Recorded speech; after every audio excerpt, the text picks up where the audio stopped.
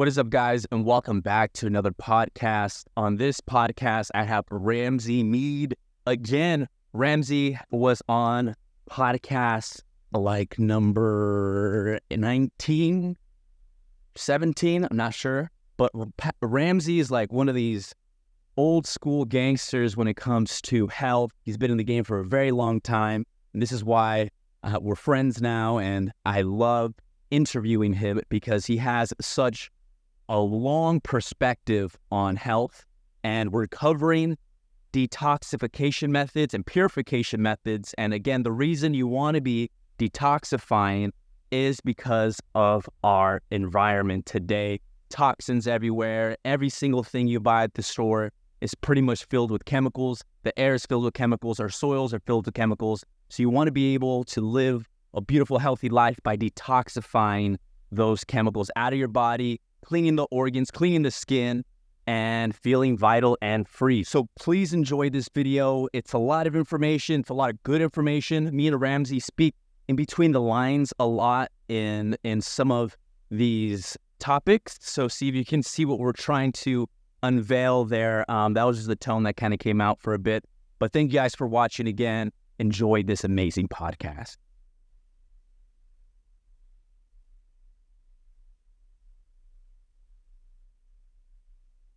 To start. That's the best way to start something. That is fucking beautiful. Oh, man. Okay. That'll wake you up. Ramsey Mead, my man, how are you doing today? I am doing fantastic. Beautiful. Today we're going to talk about detoxifying. And you, before the podcast, told me there's a difference between detoxification and purification. And you've been one of the guys that has shown me a bunch of little tips and tricks, and I was like, we need to go through this in a full hour or so of information. Now, quick question. You said you were in a clinic for 20-some years? No, I wasn't in for 20 years. I was probably in there for, 7 years or so, and working with all types of different patients with different conditions. Yeah. Specifically, I was working a lot of detoxification cases or sauna therapy programs. Mm-hmm. Clinical nutrition with sauna therapy. Clinical nutrition with what therapy? Sauna therapy. Sauna therapy. And that was meant for detox. Exactly what's behind you right there. Right. So sauna therapy to detox. Yeah. Or was that? Sweat therapy for detoxification purposes. Yep. Okay. Could we quickly just go over the difference between purification methods and detoxification methods? Yes. So when somebody is realizing some of the health challenges they have, whether it's disease causation, illness, whatever it may be, a lot of the symptoms that they're having are related to being overburdened with toxins. Yeah. So how do we get rid of these toxins? What can we do to our system? And first is really acknowledging it and the necessary things we can do on a daily ritual to help the body better handle these. So the innate response of the body can turn on where it's been lethargic or sluggish. And so purification is really understanding of the things that we need to identify and change in the early stages to prepare us for cleansing, say, the internal organ system, and even, some of the routine cleansing we can do as well. And then the detoxification, which involves really, in clinical terms, chelation or going after harsh toxins like heavy metals. Got it. Okay. So one is prepping. It's more gentle. Yes. Version. Okay. It's really, I call it hygiene at a very high level. Yeah. We shower every day, but a lot of us just don't really acknowledge what's happening internal in terms of the cellular flow and the energetic flow of everything that's moving in order to keep the system healthy and allow it to do what it can do naturally. Yeah. Yeah. Which is push out the things that could harm it. Exactly. The abundance of chemicals that we're confronting on a daily basis today is unbelievable. So having the body ready to shift, to make those changes so we can have the strength for it to perform the normal functions that it can do. Got it. Okay. And just for the definition of toxin, identifying a toxin, Merriam-Webster's definition is a poisonous substance that is a specific product of a metabolic activity of a living organism. Now that is, mold, that is fungus. These are natural things that we were facing. Snake venoms. Snake venoms, absolutely. Things that are natural. But as we know, we're facing a lot of toxins that are not so natural and man-made, right? Could you go into the problems we're facing with man-made toxins? I think there's just so many, Miguel. It's unbelievable. The amount of I used to know the numbers on how many new chemicals are released every year. Yeah. But I just kind of look in terms of like the last 10 years or so, and the amount that is in our environment, what we're breathing, from the sprays. There's all kinds of programs that we do, whether it's weather modification, geoengineering, that there are harmful metals that are airborne, contaminants. There's so many things, even from petroleum products to industrial, waste. Yeah. That are just we can't really seem to escape them, and some people are more susceptible to gravitate for the building up in their bodies because they can't really. Even when we go to get gas, the benzene from a gas station. Actually, a friend of mine developed cancer. Really? And when we were in high school, we worked at a gas station. From the gas station. Yeah. I used to, when they used to do the self-serve or the full service with the pump it and stuff. And so there's so many different things. It really comes down to your weakness and susceptibility versus mine in terms of how you're going to relate and handle that. So there's so many chemicals out there in existence, and we get into the food as well with the farming and the soil.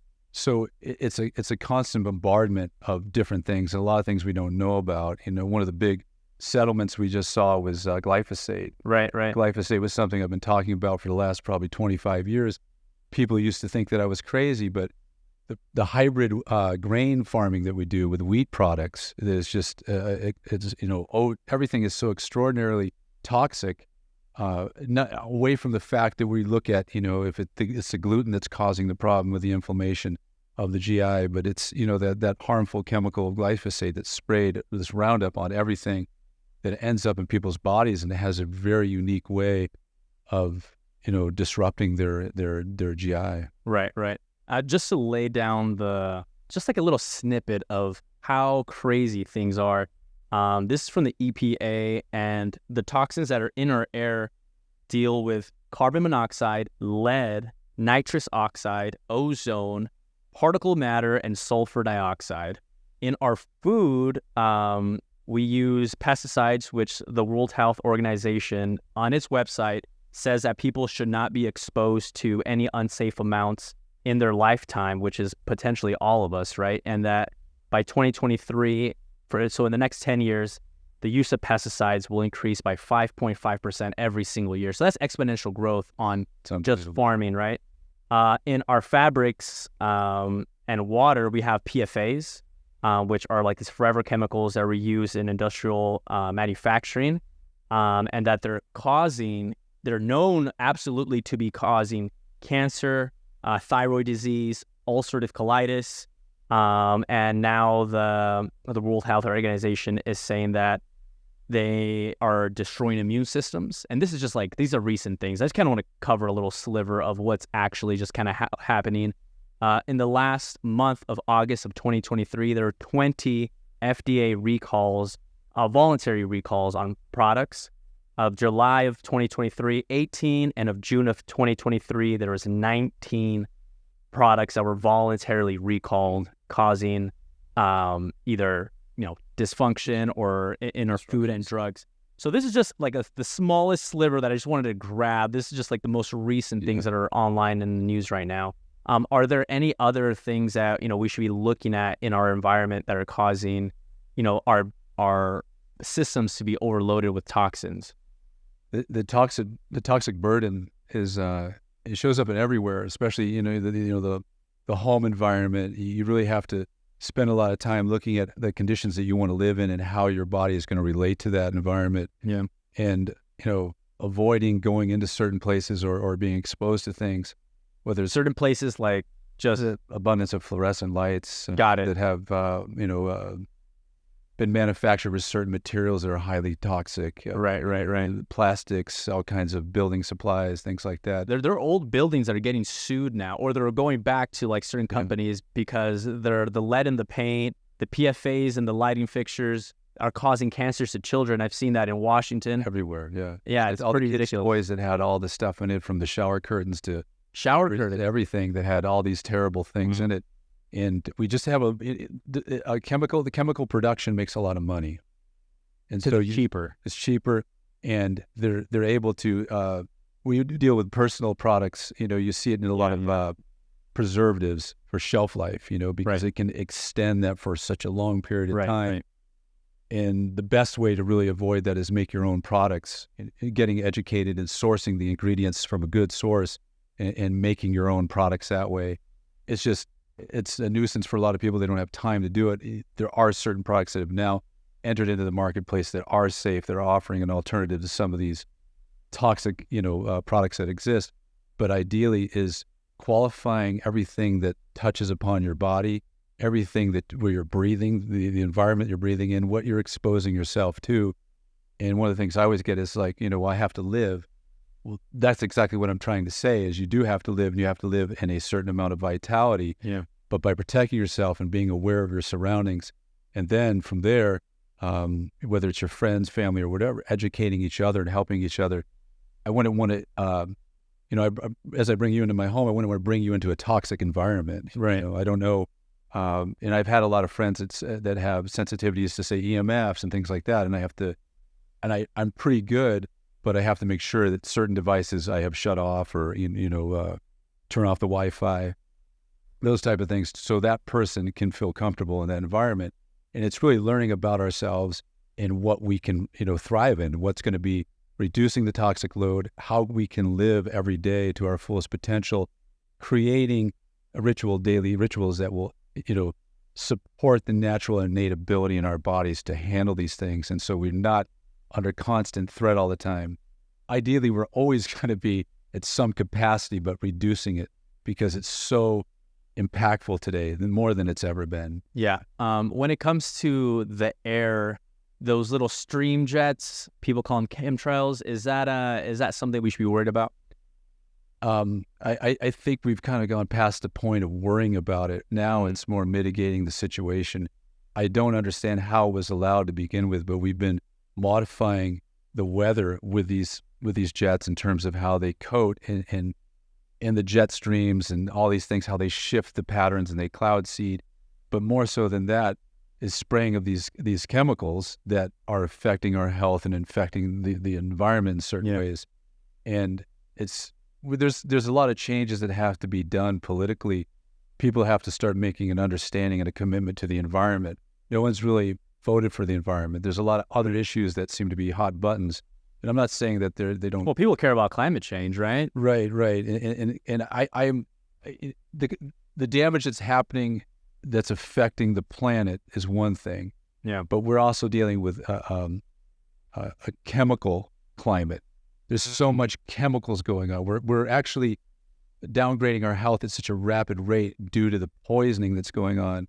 As far as the climate goes and what is going on with that politically, I don't necessarily want to get involved too much into that, but that's a whole other thing that's kind of unraveling right now, and there seems to be two sides to that.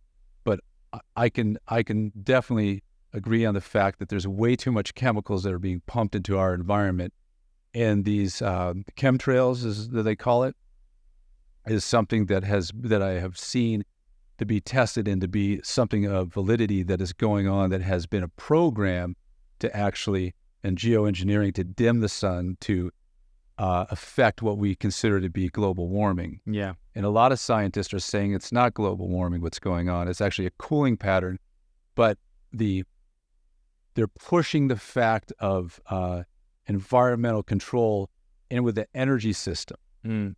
So it becomes a profit system. So to create fear in an environment which we're dealing with something that is impacting something and scaring people to get them on board to agree with what they're pushing forward. And I see that because my number one concern is health. It always has been health and the environment.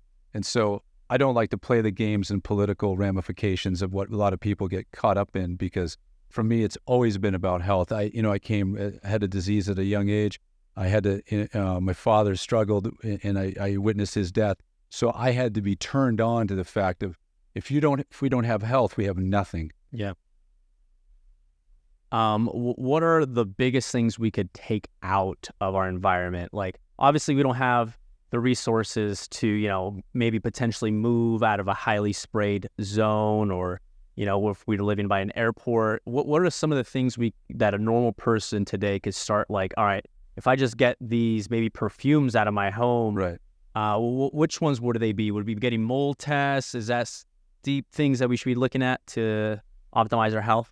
Yeah, I always say, start with purification of the process, and that really is identifying, looking, just asking yourself and looking at some of the things that you may have not considered, and just being more aware of your environment. Because if you can just reduce a little bit of the toxic load, it's going to help the body in numerous ways. We talked about sauna therapy a lot, and I used to tell people that, it's like a third kidney. The sauna. Yeah. So it reduces, it takes the burden off the other organs of elimination. Yeah. So anything you can do as you change your diet. Okay. As you change your diet and you clean it up, you're cleaning up your diet, you're making adjustments.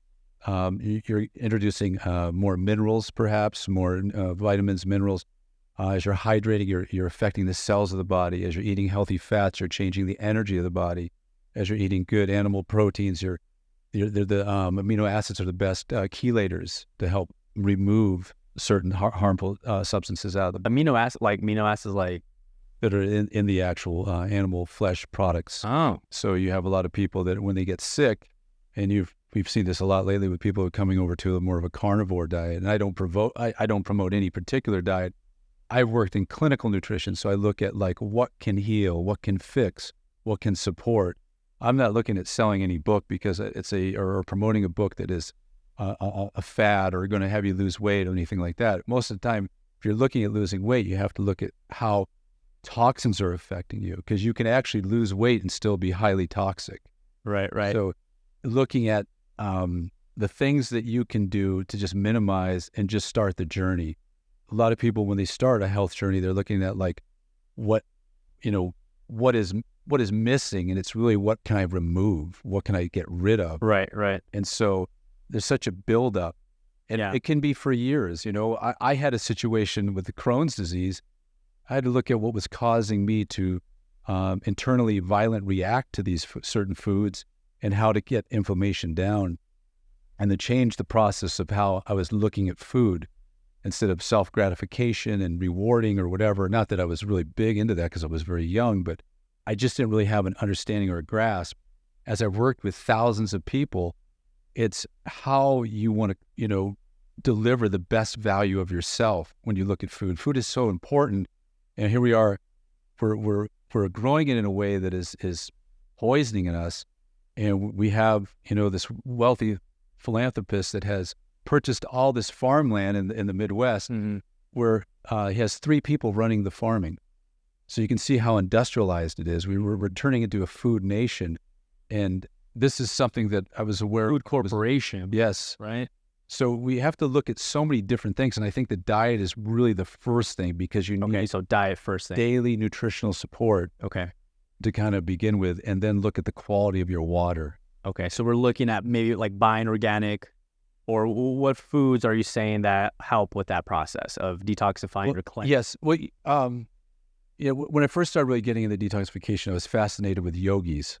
Okay. From traditional yogis, and how long it would take. And the gentleman I trained with, he said it was about 2 years, and this was about 30 years ago. So today, 2 years of what?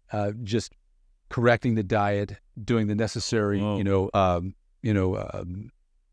bending, twisting, doing all the things to, nutrify the spinal column and the intestinal organs and all that, and all the mind-body training you could do too, to really, purify the body, cleanse, and then obviously detoxify anything that was needed to be removed. But ideally is setting forth the support system of choosing really good organic produce. Okay. I'm an advocate of meat because I know what it does for the health. Some people can be healthy on a vegan diet. I do short-term 3-5 day vegan diets for certain organ cleansings. But ideally, when you're looking at a day in, day out support system cleansing of foods, I rely on animal products. Okay. Very well sourced, obviously raised cruelty-free, all those things, the best you could qualify. It's getting harder to do based on our farming standards, how they've been lowered. Sure. But in produce and finding, Can I push back on that real quick? Some people will say that like meat products can actually bog down the system. So you're saying that the amino acids from the flesh are actually beneficial for supporting the detoxifying organs, or am I hearing you correctly? yes. So I learned real quickly, working with some amazing doctors, that when my back was up against the wall working with people that had certain like metal toxicities. Okay. I worked with a lot of people that had copper toxicities, mercury, to get those out nutritionally, because you remember every day you're eating, so there's a repetitive delivery, right? So what are the things that are the most important? And again, I'm not trying to dispute anybody's diet or anything like that. It has nothing to do with that. I just go after health. Yeah. Okay. And what I learned is that there is a benefit with animal products, in the sense of what they offer in terms of chelation, pulling out those metals and giving balance nutritionally to the body. Okay. But again, you have to look at how much you're eating, how much you're consuming, how much you're actually breaking down and digesting. How is your digestive system performing? How are you relating to these foods? How are you? What's your frequency?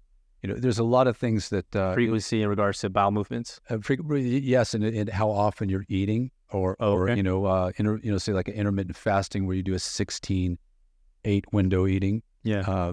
And how that's giving you time to properly detoxify. Okay. And looking at how you load food and how you look at food differently.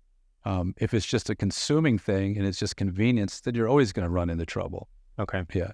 So when you're qualifying, and then the water obviously is our tap water, depending on where you live, it's that's nasty. It's completely denatured. Yeah. So we have to look at like either using spring raw water if you can get it, or reverse osmosis, and then putting certain minerals in and doing certain things to your waters, such as the Celtic sea salts, or certain mineral concoctions. The Quinton sea water is another fantastic one, and so many different benefits, from nebulizing to clear your lungs to even using it as eye drops. There's so many different natural things that we can do. The body just may take a little longer to respond, especially if we've been toxic or we've been, compromised for many, sometimes months or years. Okay. And on top of that, so cleansing, would you not recommend a juicing diet? I've heard a lot of people, lose a ton of weight cleansing with just juice. Yeah. Obviously there's no flesh in that. But is there any benefit to just juice cleansing? There can be at times, for sure. Okay. And I think juice, when it's done right, organic, sourced well, and everything, is a wonderful product. Yeah. It's something though that a little goes a long way. Okay. And it really comes down to food. I've dealt with a lot of people that have, challenges. And for me, eating cooked foods, again, not overly cooked to perfection. So whether if it's, you may like your steak like medium rare, yeah, I may like it medium well, just depending on the person's situations. I may have been prone to, parasitic infections or something like that. So I want my meat a little more cooked for that reason. It's delivered more digestible for me. When it comes to vegetables, what vegetables are you eating raw, and are you cleaning them properly? Are you ozonating the water to like make them, pure, so you don't hook up? Yes, to treat it so it removes any sort of bacteria, bugs, that kind of thing. Looking at these things and being able to clean up all these ways that you've been introducing food into your body. And meat, depending on how often you eat it, I think it should be consumed because there's a health quality to it. Whereas in, you mentioned juice. Yeah, juice. And I think juice is, certain cleanses in conjunction with things. And it can take the burden off digestion for a while, especially if someone feels like they're battling like a flu symptom or a cold or something like that, let your body reclaim some energy away from, the process of digesting something that's hard. Right. Like I would never eat. It's actually really helpful to like give the like organs a break. Exactly. Like your stomach. Have you seen bodybuilders when they like eat tons and tons and tons of food? Like their organs legit get no break. They wake up in the middle of the night to like refeed it, like at 2 a.m. Like those organs must be exhausted, right? Exactly. It's just it's a nonstop just bombarding of everything. So your system never really, the best anti-aging thing we could ever possibly do is take the quality of our sleep and make it even better. Okay. Because that's when everything is regenerating. And so when we look at detoxification, if we stop eating at 8 o'clock and we don't eat to say like 10:30, 11, even as somebody goes as late as 1 o'clock the next day, we're allowing our body to regenerate and remove some of those dead cells. We can even take it a step further in the fasting, which is it works well for certain people, but not everybody. Okay, yeah, let's get into fasting. How would we use that to cleanse? Well, if we the big autophagy standpoint, it makes a lot of sense. The only problem that I see with it is if the number one thing is muscle mass. You want to maintain a certain amount of muscle mass, and if you're doing these fastings, I think a 48-hour fast that I have found working with people and even myself has been the most advantageous in terms of the benefits you get from it. Any longer than that, I don't see a huge benefit in most cases because you lose muscle mass. Whenever you lose muscle mass is really the mainstay of the foundation of health when you're looking at the body, and then keeping the system operationally clean. So and you have a big awareness. I know that whenever you change your diet, whenever you've done a cleanse or anything like that, you have more awareness of your system. Yeah. And no one can teach that to you. That's something you learn yourself. Yeah. And with that information, you only build more and you want more. It's something that like, hey, I need to learn more about myself. And it's a healthy thing where there's a lot of people that think that that's unhealthy. It's almost like stepping outside the norm of the box that we live in.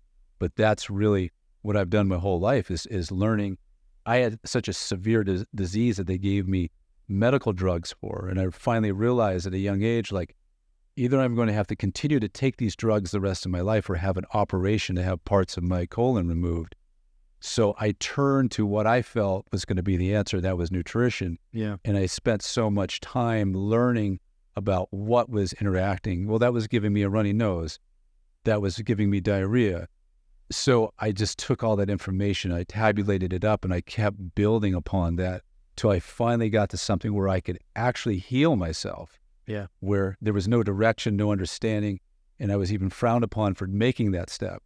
And a lot of times when people out there struggling with certain ailments, they think that it's a pharmaceutical deficiency. Right.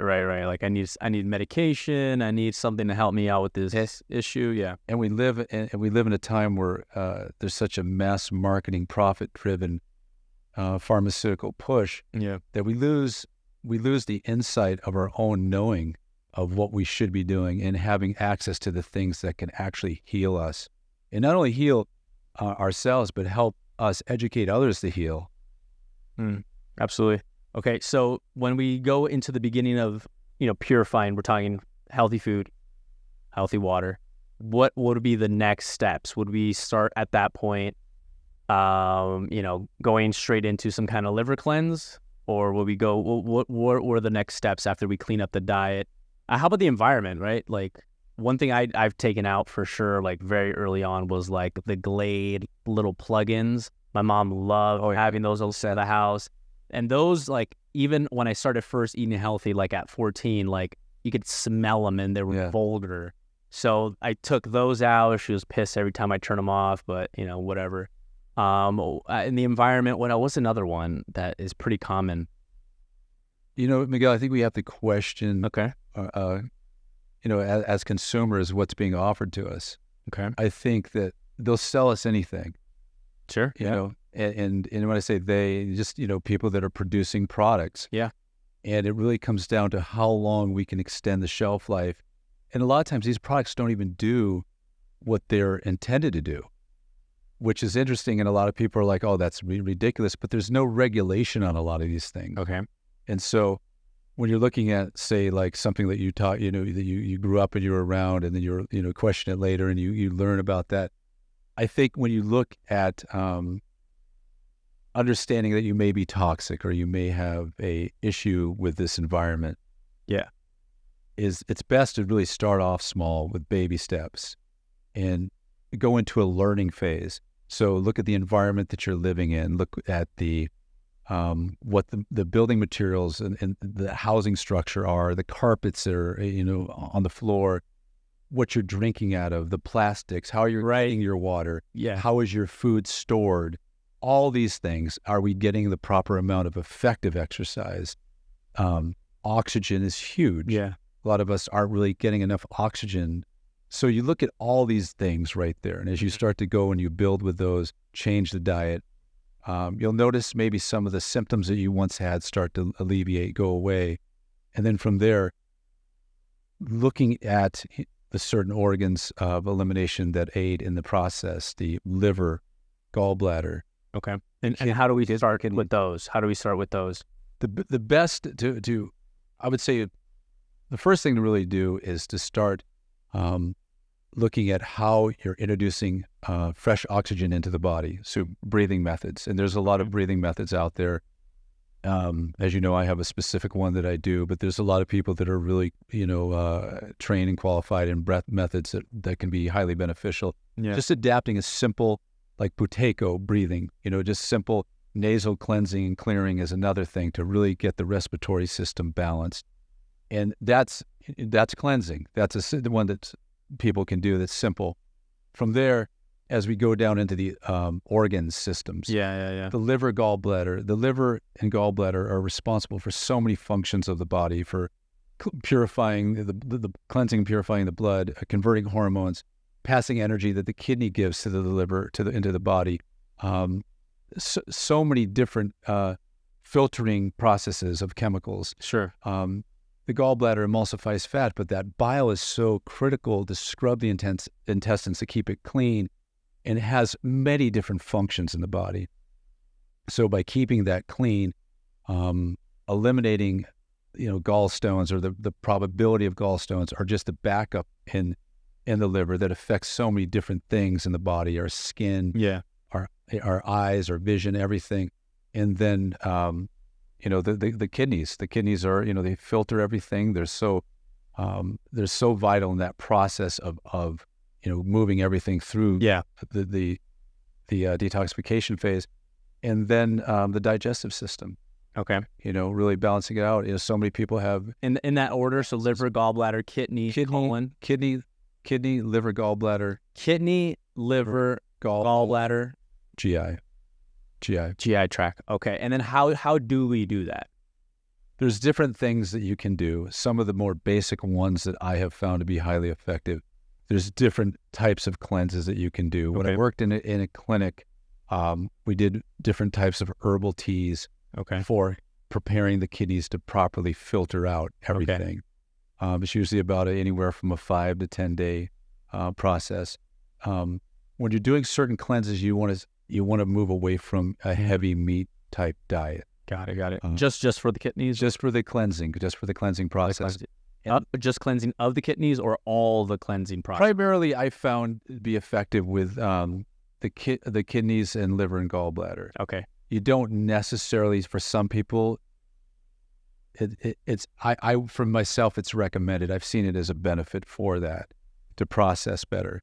And then as we, there's certain herbal concoctions and things like that help stimulate the liver to release toxins in the gallbladder to open up.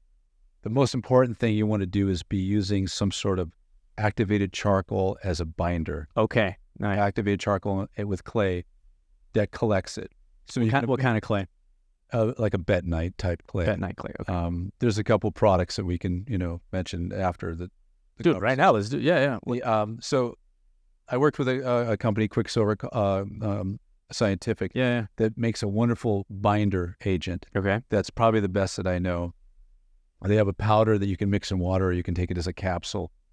And what it acts as is has the ability to collect all the toxins. So if we were to heat up and generate your liver to open and release toxins, and the gallbladder is able to relax and shoot everything down through into the GI, some of it will be released through your bowel, but then some of it will be recirculated into your bloodstream.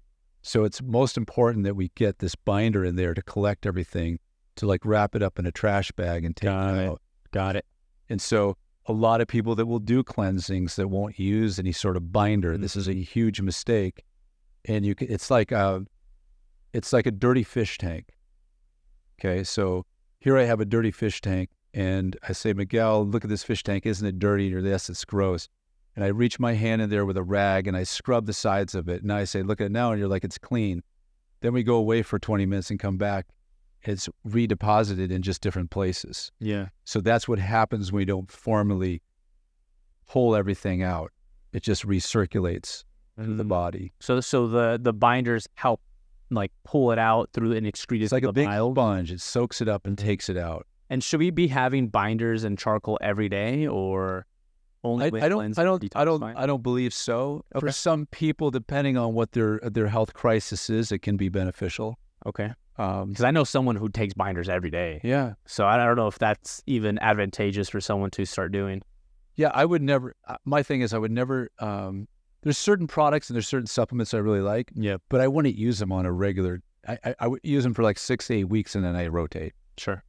And it keeps you from in food. It keeps you from developing food allergies or intolerances. With supplements, there are some that can. They lose their effectiveness, and there actually can be a negative response to it. It's an herb, right? For a period of time. So there's certain interactions. When I worked in a clinic, I used to have to be conscious of if you're on medications and I was giving you supplements, how they would interact with that, or if you were taking medications, the nutritional deficiencies that those medications were causing. A lot of people don't talk about this, but when you're working in an alternative medicine space, you're under constant scrutiny and you have to be extra careful and you look at everything. Sure. And a lot of times, when you look at medical drugs, oftentimes the doctor doesn't really have a great working knowledge about that medical drug. Mm-hmm. The person who knows all the knowledge about that drug is the pharmaceutical rep.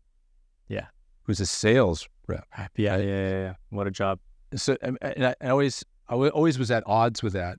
But as you're working, and I had the privilege of working with some amazing doctors that were doing all their treatments with nutrition and nutraceuticals, which is another way of saying natural supplements that are geared towards treating medical conditions.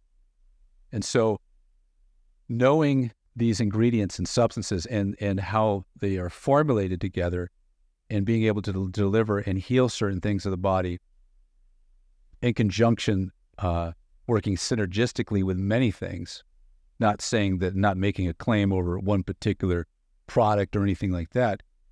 We can help the body distinguish between the imbalance that it's having to create harmony so it can find that stability that it needs. And so when you're dealing with natural supplements can have a huge impact for certain individuals that are having or had nutritional deficiencies that they've never been able to overcome because their diet can never catch up to that.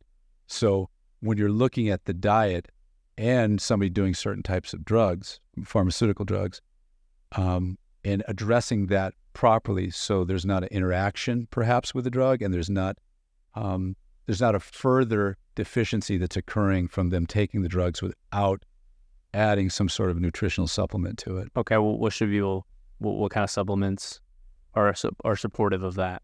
Well, it depends on every case. Yeah, it depends on the deficiencies that they have. I think that it's so unique. There's obviously certain supplements I find to be very beneficial. I think right now we're really struggling a lot with our livers are overburdened. Absolutely, yeah. I think that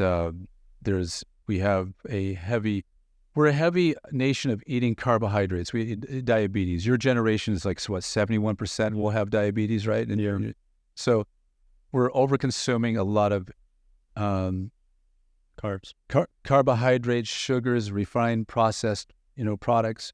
We're being pushed a lot of plant-based products, which are loaded with horrible things, just absolutely horrible things. If we, Like the Beyond Meat. Have you seen the list? I mean, Beyond Meat. now, Miguel, so coming from Crohn's disease, right? Yeah. So what I learned about myself is that my system is pretty much like a cave person, right? And so whenever I have these additives, especially with plant-based products, that would make me so sick. My histamine levels would go through the roof, right? I would be runny nose. I'd have all these like dragging systems. My vitality would be lowered down considerably, and I would just be kind of like never really operating at that level I should be at. So maybe I just the type of person that doesn't need to eat meat all the time, but chicken. I remember working with so many different people that were vegetarians at the time that had metal toxicities, and I was educated on the fact that if we had to get them on either raw cheese, eggs, and if they would eat chicken, we'd even stay away from meat because it's hard, especially to take a vegetarian person into direct. Now fish, cow product. Well, fish is an interesting product as well because it used to be such an amazing health food. Now it's extremely toxic. Oh, because of the ocean and the water, all the mercury levels and everything, the way it's farmed. Yeah. So when I would get somebody to follow that program, they would drastically improve. When they neglected and didn't want to follow the program, their health really just got worse. Yeah, wow. So it's again looking at vegetarians should be cautious of not eating any animal products because of the lack of ability to detoxify. In general, okay. You run the risk of B12 deficiencies with a vegetarian diet. But the thing is, if you're eating, there's different ways of looking at certain diets. Okay. When you're eating a vegetarian or a vegan diet, let's just say you're eating nothing but really well-sourced fruit and vegetables. Okay. Because I know some people that do it, that they're very, they have a history of something, and it tends to be working for them, right? Do I say that it would work for most people? No, I don't believe so. But the thing is like you have to look at food completely differently in how it's sourced. Have you ever tried a piece of fruit that was a non-organic fruit that you had been consuming as an organic? Have you ever done that before? Yeah, and it tastes like half water, half like just emptiness. Yes. And again, it's not really a food product. It's not even a food item. So if you're relying on that type of source to fuel your body, then you're in trouble. Yeah. That's really the thing. And so when you're looking at somebody that is following a particular diet, I always look at somebody and I look at them first. I look at them and I get a sense of their energy. I talk to them a little bit. I just kind of get like the tone of their voice and who they are. Yeah. And then I ask like, what, you seem to be doing something right. What are you doing? Right. And I've noticed certain things as feedback from that.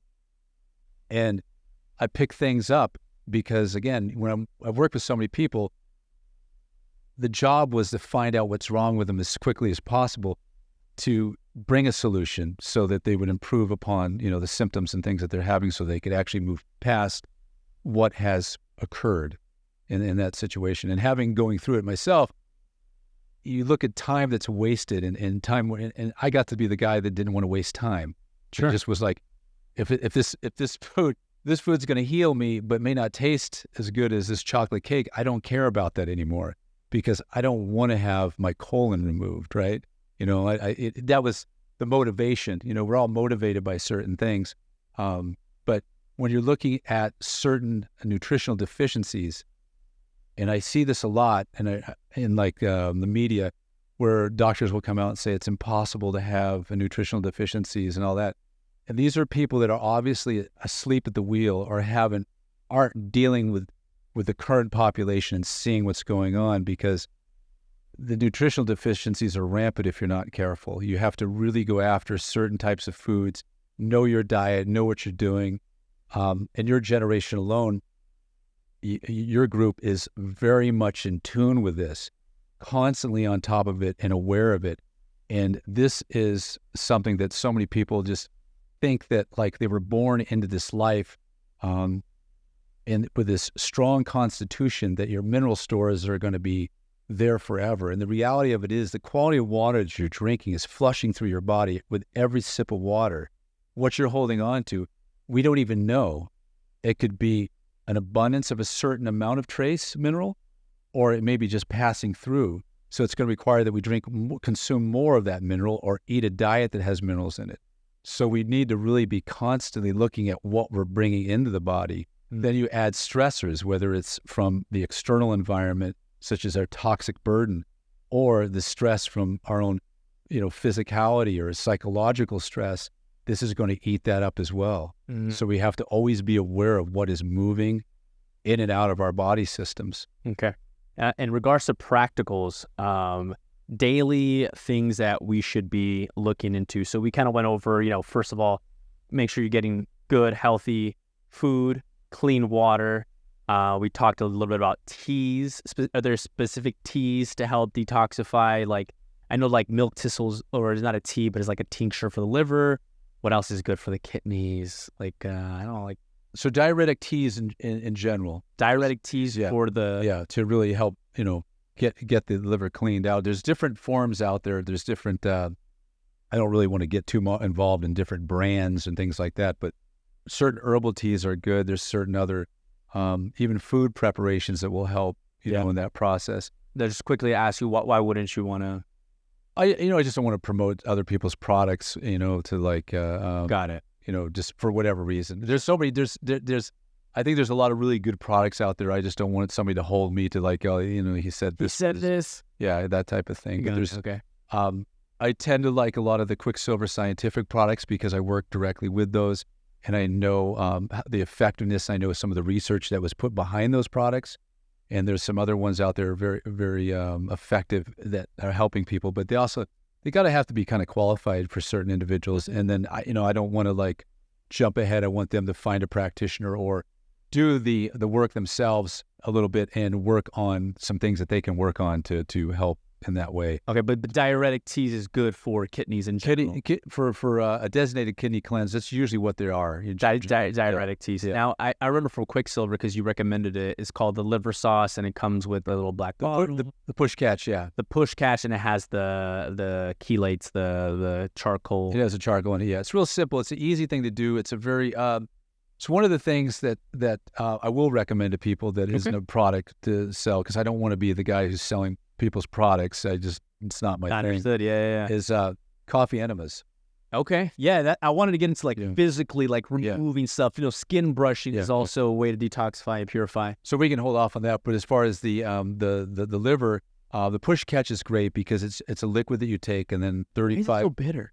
It's the bitters is what stimulates the liver so much. It's just fucking disgustingly bitter. Yeah, it's so many people steer away from eating like bitters. One of my favorite greens to eat is the dandelion greens, because they're so bitter and they're so healthy for the liver. Okay. Yeah, and so push catch does have a bitter quality to it, but it's short-lived, and then it heats that liver up, and it gets the gallbladder to really open up, and then lets everything out into the GI, and you collect it. You take the binder, the altar binder, 35-40 minutes afterwards, and then you're good. Yeah, and so it's a great thing. But if somebody wants to be more of, I don't know, I guess more self-contained that way, the coffee enema is a great tool. Yeah. Let's talk about coffee enema. I haven't done one yet, and I've just never, Adam was probably the first person to tell me that he's it's mind to do it. It's an interesting thing. I first got introduced to it because I had a enlarged gallbladder. One of the symptoms I was having with some Crohn's issues, and it was so painful. And a doctor recommended that I do it, and it instantly brought my inflammation down. Wow. In my bladder. And then I started really learning about Gerson therapy and how effective it is for a cancer treatment. And so, basically, there's certain you can use pretty much any type of coffee, but you want to use the green coffee, and you boil it and let it, you boil it, let it steep, and then cool down. And please let it cool down. Room temperature is always preferred, right? and then a stainless steel set up with the catheter and all that stuff. And then it's just, it's a little bit of a process. Yeah, it's right up the anus. It's not it's not the most sexy conversation to have with people, but sure enough, I've had people just hug me in tears after introducing it to them, and seeing the results that you can get with it is phenomenal. So I'd say if you want to go the more specific route in that way, it's a little more time consuming. But the push catch is another great option as well for cleaning the liver. Gallbladder, yeah. So when it comes to the coffee enema, what's exactly happening? Because coffee is a stimulant, yeah. So it's obviously absorbing into our colon. Is that what's pushing stuff out? It stimulates the bile duct, which causes it to contract and release. With the bile duct of the gallbladder? Yeah, so the colon, it travels and it stimulates the bile, the portal vein, and it stimulates the gallbladder to let it relax and open and secrete. So that's what it's doing. It's not because a lot of people are like, why can't I just drink coffee, right? Or, that kind of thing. And so there's a definite, and it used to be in the Merck journal, but they took it out. They took it out of the Merck journal? They don't even sell really enemas anymore. Then they sold this little guys that were just like, just like rectum type enema. Just because it's only affecting a small part of the exit of the colon. And a lot of times, when I went through Ayurvedic training, people were doing bags of enemas. Like, you did 3 bags that would cover the whole intestinal tract, itself. 3 bags? Yeah, 3 bags, to really clean it out. Now a lot of people go to colon hydrotherapy, which I'm not a huge fan over. I think that 1 quart is enough for an enema bag if you're going to do it. And I think changing your diet and supporting the liver and doing some of the other cleanses. I've seen the extreme in cleansing and chelation, and what my theories are based off of helping people that are toxic, that are being introduced to it. So I looked at a lot of different things. And when I worked in a clinic, I had to be very careful. I was being overlooked by a couple of doctors, and they were very supportive of me. And so I look at things that are effective, that can do the job without imbalancing people, correcting the imbalance, not causing a problem, and not being, stepping out into the unknown and causing issues. So I think that if you stay with 1 quart, 1 quart meaning start with just water, pure water. Yeah, because for a colon cleanse, just start with water. Because when you do the coffee enema, you have to retain it. The blood in the liver transfuses every 3 minutes. So you want to do about a 15-minute, retaining. And for most people, this is very hard. Yeah, you have to really get into that mind space and breathing and everything, and really kind of like come to that point. Because and then there's times where there's just you want to release it. You have to release it, and it's one of those things that no one's great at it the first time through. You have to kind of give yourself a little bit of grace and go from there and work on it. So do you recommend people do that just with water first? Clean water, obviously, spring water? Or always spring water. Whether you're cleaning your sinuses, your eyes, cuts, wounds, whatever, you want to either spring water or you want a reverse osmosis. Okay. Yeah. And then how often should a person, be cleaning their colon through a coffee enema? I would say if you're starting off in it, you want to utilize this as part of your healing process. I'd say like once a week. Shut up! Yeah, really? Once a week, yeah. For forever? Just no. Okay. Anything once a week for how long would you? Anything that you're ingesting or doing, I think that you need to pulse it, or you need to titrate it. Make it so you're not doing the same thing every day. Yeah. The body adapts to everything, so you want to be able to initiate the response that you want from it. Not only that, most people have to live in they can accommodate it for a certain point, but then come back to it or whatever and find other things. Maybe it's, you do coffee enema, push catch, or, that kind of thing, work around it. But ideally, within a calendar year, figuring out the cleanses that you want to do. Yeah, let's talk. And how you want to do it. So, starting off cleaning, the cleansing of the kidneys. It's good to do that probably, at least, once, twice a year. Okay. The liver, I would say do the liver every quarter, every 3 months, clean the liver, especially if you consume alcohol, if you're eating fast foods, if you're under a lot of stress, you have a lot of anger in your life, or, your skin's bad, or, there's certain things that just aren't improving in your life, but you're still not figuring out what it is. every quarter do a liver cleanse. It's 5 to 10 days, and then there's things that you can do to strengthen and support your liver too. Coming from a background in Chinese medicine, the liver is everything. Yeah. So you want to constantly be giving it love and understanding and stuff like that. Don't overeat. You overeat, that overtaxes the liver. So there's so many things that we can do, getting enough water, keeping, a good balanced hormonal system, keeping our kidneys strong, keeping our energy levels up, oxygenating the tissues, all those things, they coincide with the liver health. And then you have the GI, which we're so prone to overgrowth of candida, yeast, parasites, fungal infections. So, and they're easy to get. If you have pets, you'll have them, right? Eating out, you eat, all you have to do is go over a friend's house and have an undercooked piece of meat. The pathogens that come in from that. Yeah. Sushi, I fucking love sushi, and I have to be careful. I have a bunch of ginger just because yeah, I mean that's what it's for. That's one of the, ginger is a powerful thing, but your hydrochloric acid levels too. So when you do a GI cleanse, when you do a cleanse, and my thing is really going after parasites and fungus and even yeast, if it depends on the person. Right. And I've seen drastic improvements in people's health. I've never gotten more referrals when I was working in the clinic than women that I worked with that had a candida overgrowth. And you're not developing, really good friendships initially at first when you give them the anti-candida diet, and then the supplements and everything that they got to do. But when they see their skin glow like it's never glowing before, and their friends see that, then they want some of that too. And that's really the thing. But as you kill off all those, the parasites, yeast, all those things that are in there at different levels for different people, showing themselves, perhaps not showing themselves in certain ways, then from there, reestablishing good gut flora bacteria. Yeah. And then raising the hydrochloric level of the stomach. Yeah, that's a big one too, because again, like how you said, a lot of foods have these pests, parasites and mold and stuff. How do we get the hydrochloric acid in our stomach to be, balanced? Balanced, yeah.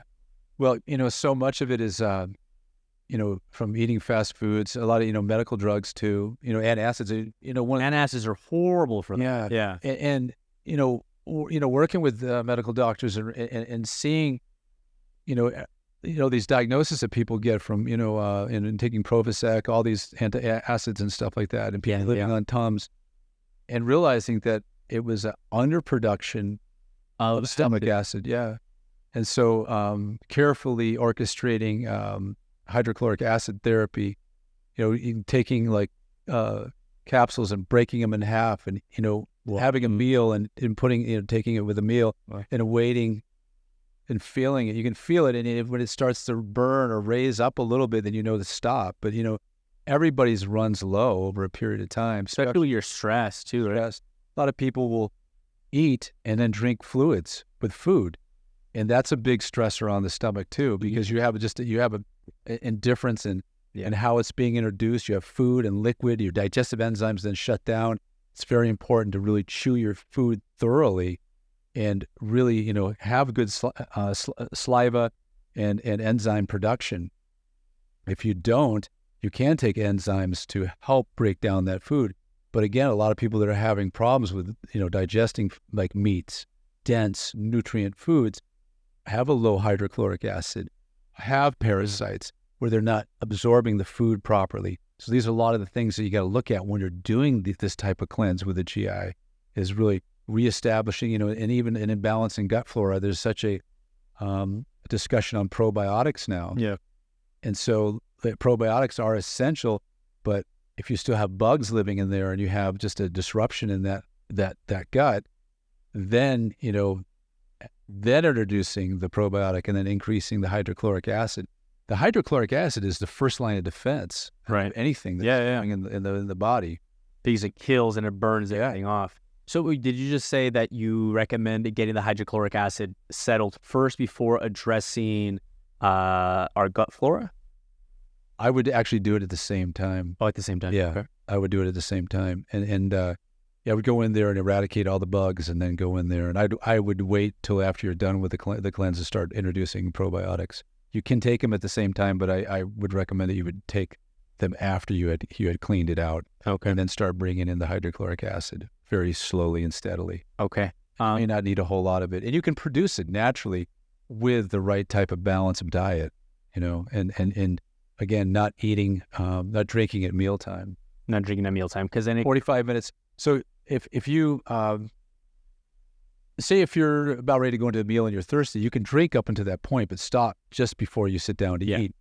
And then you eat. Then right after you eat, if you have supplements you're going to take, you can take about 1 ounce to 2 ounces of water, just enough to get the pills down.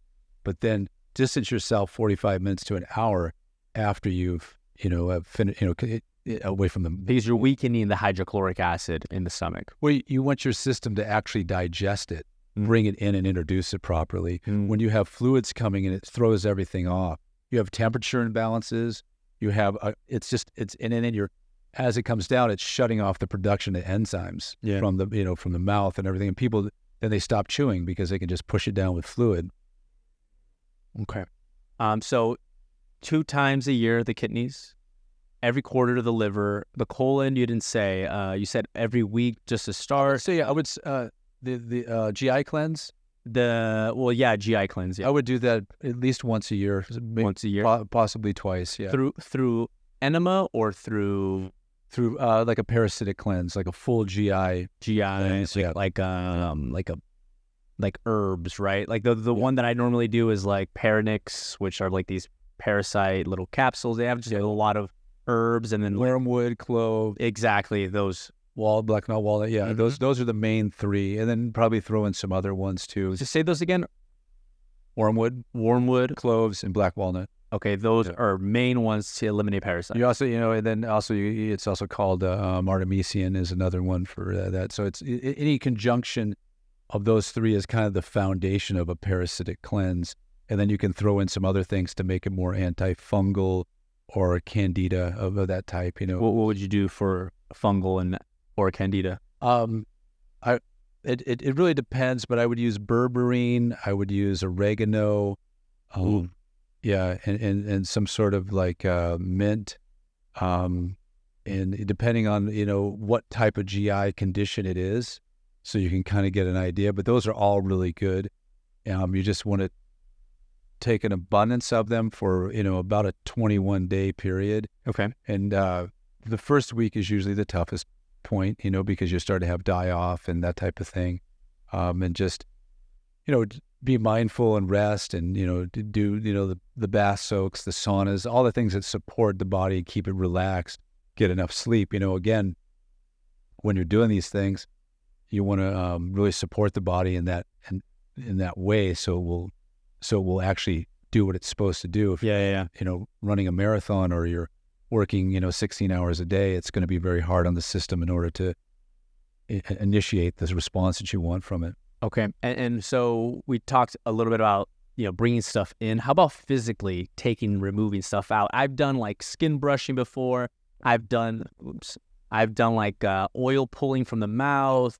We talked about, through the anus, colon cleanse. What other things? So can you explain actually the brushing and the soaking? What are you soaking in? Is it the boron? I don't know. People soak in boron or. So if I'm out there and I'm thinking to myself like, man, this sounds interesting to me. I should do it. How do I start? What should I begin with?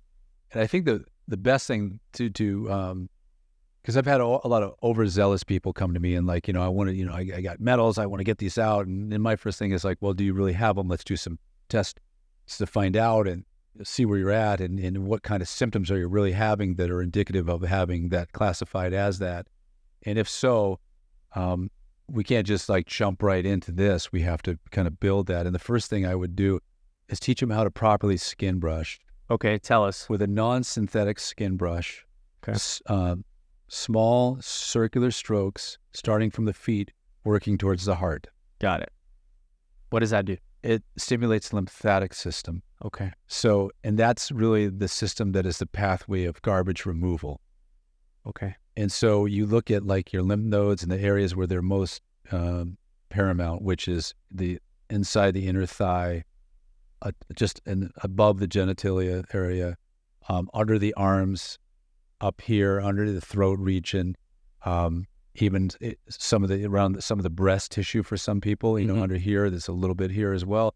The sides, I really like the sides of the body that run down here. I even like to go over the liver and even the stomach region a lot. Okay. And, you know, even the kidney region, all through there. Every day? Not every day. I would say 2-3 times a week. Okay.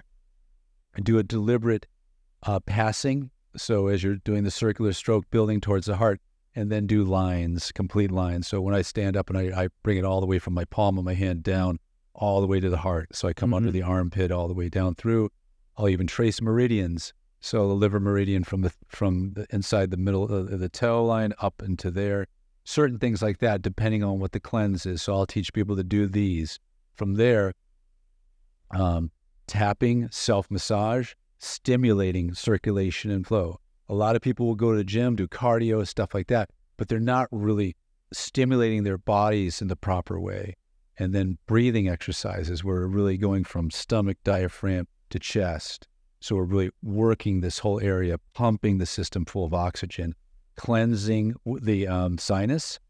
I like to do this, you know, a lot of people do neti pots. I like to do what's called a facial bath. So I take a bowl with water in it, with sea salt. We were talking about earlier today, xylitol, and then Sea salt, xylitol, and just a few drops of iodine. Oh. Stir it up, like more of just above room temperature. Submerge your face in it. Blink your eyes and blow bubbles. Okay, blow bubbles. And then go back in, close off one nostril, and scrub. So you're inhaling, exhaling, scrub both sides. Wait, scrub? What do you mean? So as you close one nostril, you're sucking up and then blowing out. And you take it up as high as you can and you just scrub it. Okay. And both sides. And then the last one you do is you close off one nostril and you go in and you suck as hard as you can all the way through until it drops down the back of your throat. And then you have a tissue on the side or a towel, you spit it in, and you go back and you scrub it one more time. Yeah. Because all this stuff builds around the eyes and it gets up in there. When you tilt your face down like that, now this creates an environment which it can travel and it gets it all out. And when you look at what's been discharged in that bowl, it's disgusting. That sounds disgusting. Honestly, it sounds like it hurts too. I've done neti pots and it feels like I'm drowning. Yeah. It's interesting. I know a gentleman that teaches people how to swim. He starts with that first. Starts with drowning? No, it starts with submerging, like getting comfortable in the water with their face like that, right? Okay. I found it fascinating because I learned this from a naturopath probably like 20 some years ago. And I've eliminated, I had a problem with sinuses. I even had surgery at one time before I found out it was a fungus. Yeah.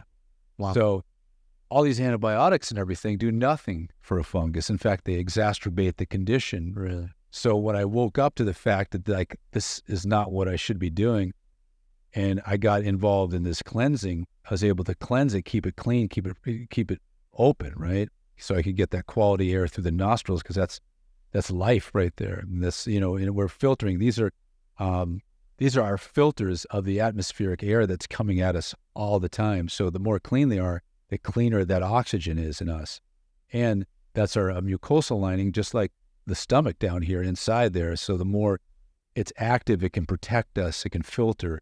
So getting that clean, and then when you're done with that, flushing it, drop down into a child pose, breathe out of your nose, close your mouth, breathe out of your nose for 1 minute, come up, and it will all drain out. And then you go into what is considered the Puteco airway clearing. And that's just a simple, again, all through nostril breathing, but you exhale all your air, pinch your nostrils, move your head back and forth.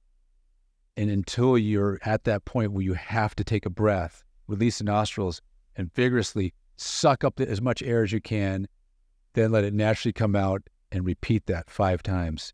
And that will open up that airway. And so everything is engaged.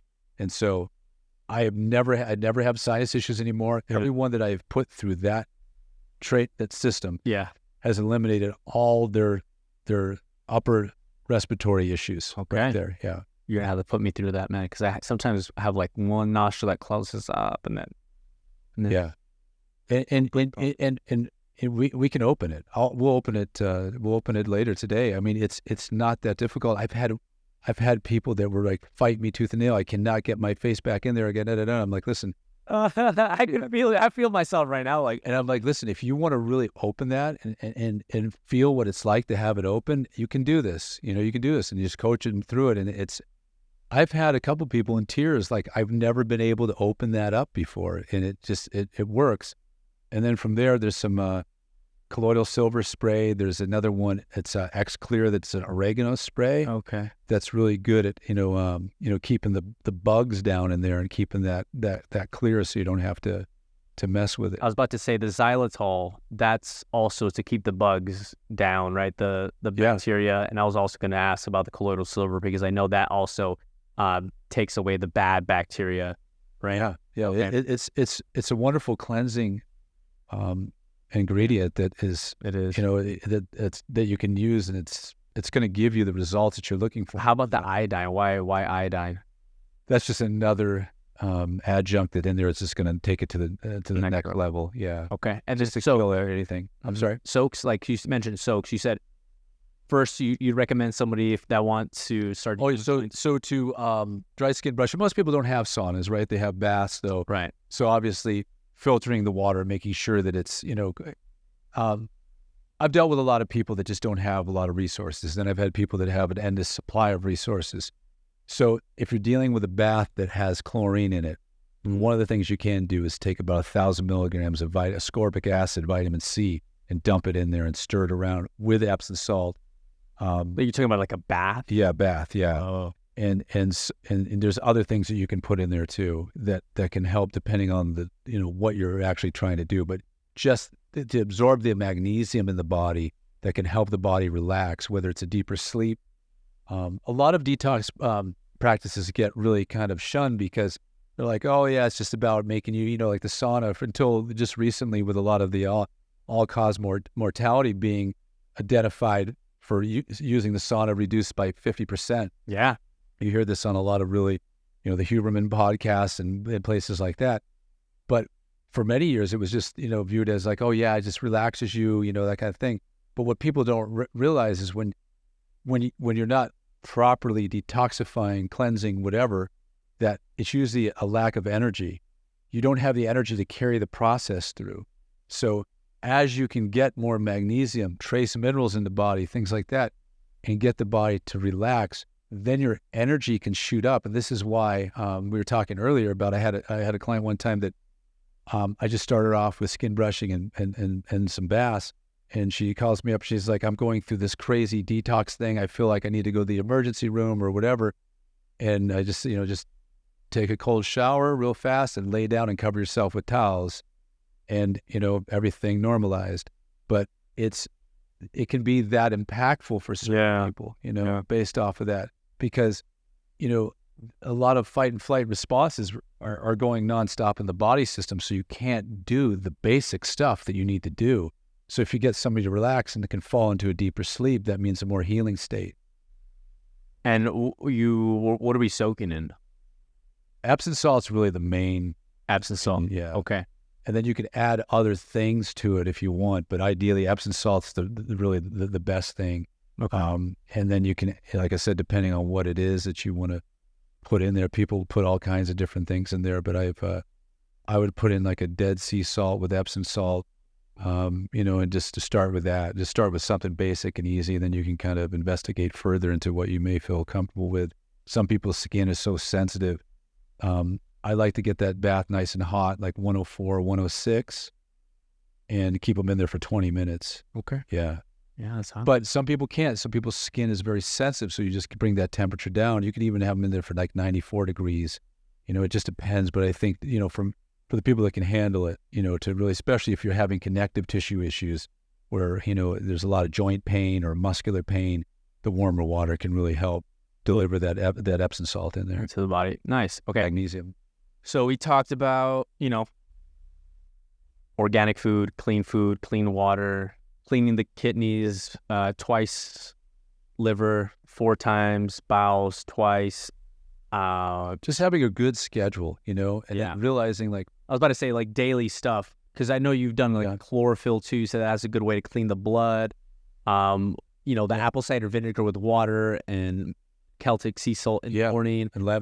And lemon. So And a little cayenne. The cayenne pepper. Are those the things that people should be doing on a daily basis? Like, what are those things? Yeah, definitely. I mean, it's a, I always look at it like the acronym is, always be detoxifying. That's the thing is, it's like if we lose vision to the fact that we should always be detoxifying. The body should always be in a state of cleansing, right? We should be in a building and cleansing, getting rid of what we don't want, regenerating. And this skin is gone in 6 months' time. It's, even faster than that for some people. So you're in a constant state of regenerating. So with that, you want to, like, I'm not looking. When you look at the skin, a lot of people are looking at like, how can I preserve it? How can I make it look so good right now? And I'm thinking like, how can I make it look good like in the future? Like, what can I do? And what is it that I'm going to be doing that's going to be building it in that way?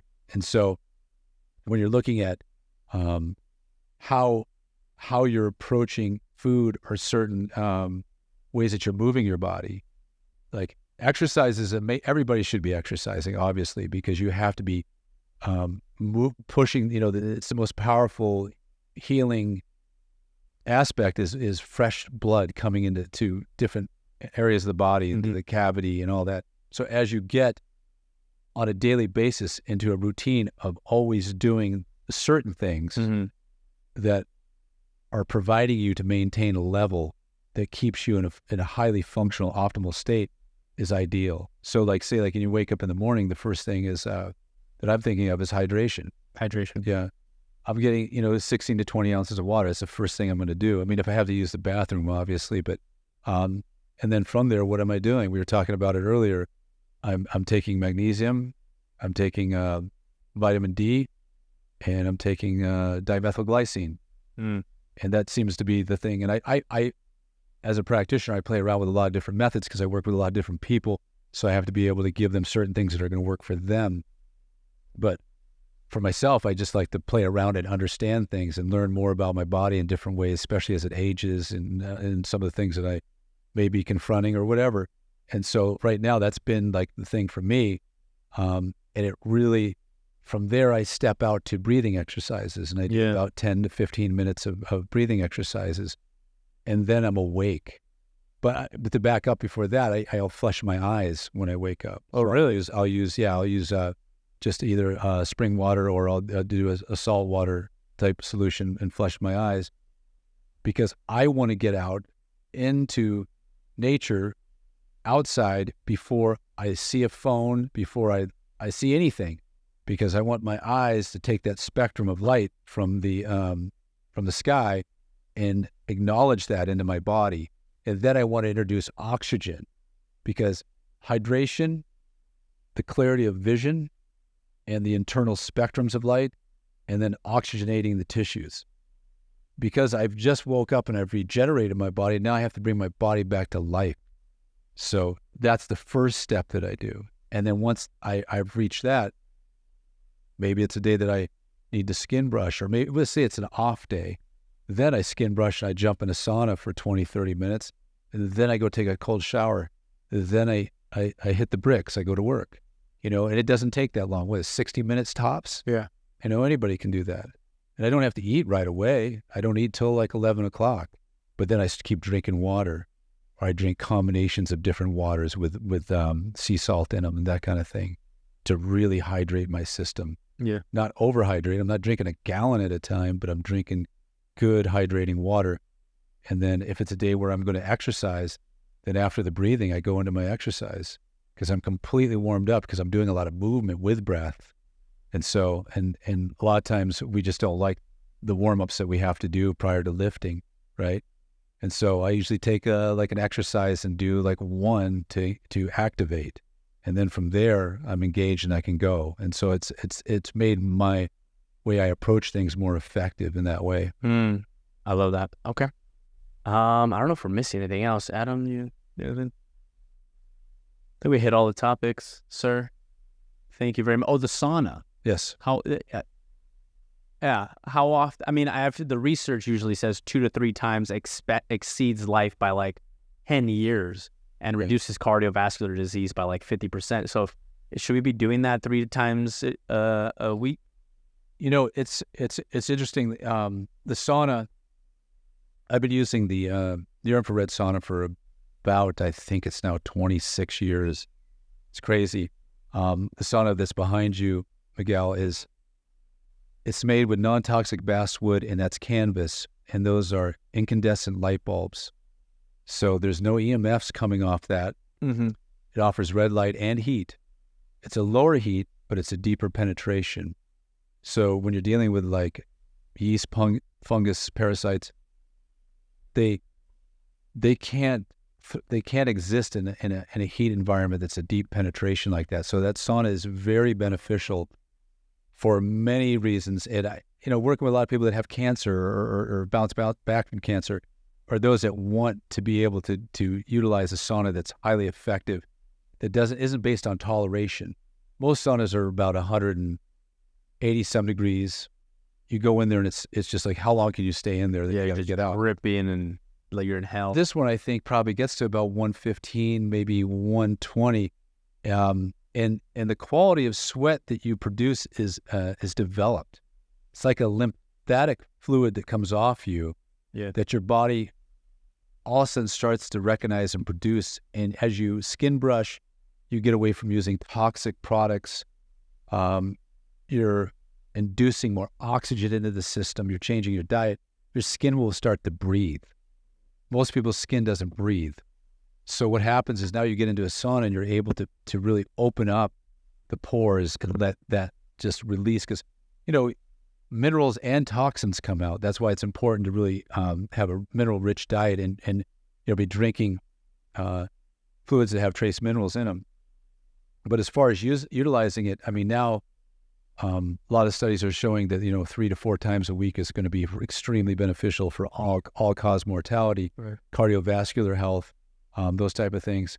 But it's sweat therapy.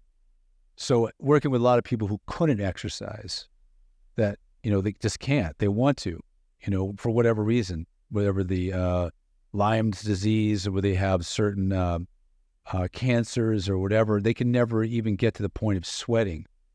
Now you can get them in there and get them sweating. It stimulates like an exercise response, and now you have something you can work with, and they can do, multiple. Every day you can do the sauna every day, no more than an hour a day. That's kind of pushing it. But if somebody is during a detox phase, that's kind of the limit at that time. I would say probably half hour to 45 minutes a day for most people, once a day. Yeah, to really get in there. And then you can even take those lights and just use them as a meditation light. Or we were talking about this too, have it as a main light in your house prior to going to bed. Yeah. But the best use that I found, if somebody, getting to really know that sauna and how it works, if somebody's under chronic stress conditions that is causing them to be stuck in a sympathetic overdrive, you take them before you go to bed, you stick them in there for 30 minutes. They go to sleep. And what happens is after you use the sauna, your body will start to cool down. Wherever you heat the body up, then it will start to cool down. So they go to bed, and sleeping is best when you're cool. So they're able to get into that deeper sleep. They sleep. Upon awakening, get up, put them in the sauna. And then from there, they have bookends to maintain the stress level throughout the day, so they can actually keep that, moving in a positive needle.